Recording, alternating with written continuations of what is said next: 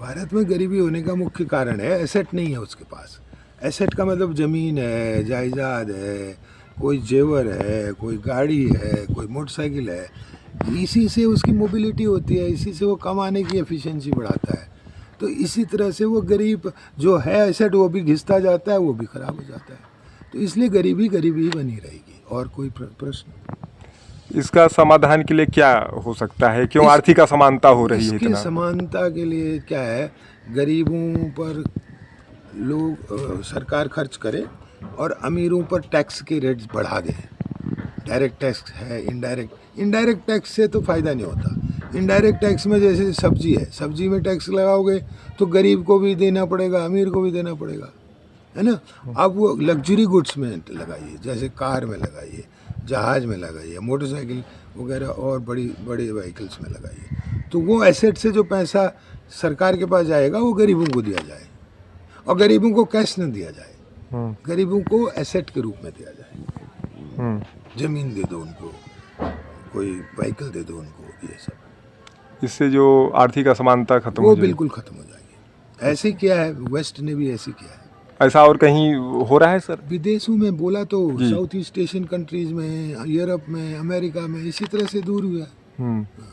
जो ये जो अभी वर्तमान सरकार कितना अर्थशास्त्र के क्षेत्र में किस तरीके से काम कर रही है सर? अर्थशास्त्र के क्षेत्र में तो इनका बहुत ही अच्छा काम है जी। है ना। इनका ट्रांसपोर्ट मिनिस्टर नितिन गडकरी पूरा रोड्स का जाल बिछा रहा है। अश्विनी वैष्णव जो कॉमर्स मिनिस्टर है वो पूरे विदेशों से टाई अप कर रहा है। बहुत इनका कॉमर्स एंड ट्रेड तो बहुत ही अच्छा है। इंडस्ट्री को, मैन्युफैक्चरिंग को, इंफ्रास्ट्रक्चर को, सबको बढ़ा रहे हैं। महंगाई क्यों बढ़ रही सर? महंगाई बढ़ने के सीजनल भी कारण होते हैं। अब जैसे अभी तक टमाटर खूब पैदा हो रहा था, अब 1-2 महीने बाद नहीं पैदा होगा तो बढ़ जाएगा ऐसे। और ये रुपया जो कमज़ोर होने का कारण? हाँ, रुपया कमज़ोर होने का बड़ा ट्रिक है। रुपया कमज़ोर होने से क्या होता है कि हमको लोगों को अपना रुपया ज़्यादा देना पड़ता है।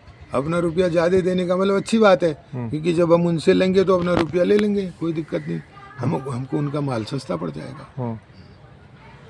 ये बात है। और पहले की सरकार में क्या बेहतर था क्या? पहले की सरकार ने तो वो मनमोहन सिंह होते हुए भी उन्होंने कुछ नहीं किया। अर्थशास्त्री थे वो बहुत बड़े, हम तो उनको पढ़े हैं, लेकिन उन्होंने कुछ नहीं किया, क्योंकि उनके हाथ में पावर थी नहीं, पावर किसी और के हाथ में थी। ये बात थी। तो अब क्या आर्थिक क्या स्थिति रहेगी आने वाले समय में आपके हिसाब से? आने वाले समय में 2047 तक हिंदुस्तान बहुत रिच हो जाएगा, बहुत अच्छा हो जाएगा। वो डेवलप्ड कंट्री 3rd या 2nd पोजीशन में आ जाएगी।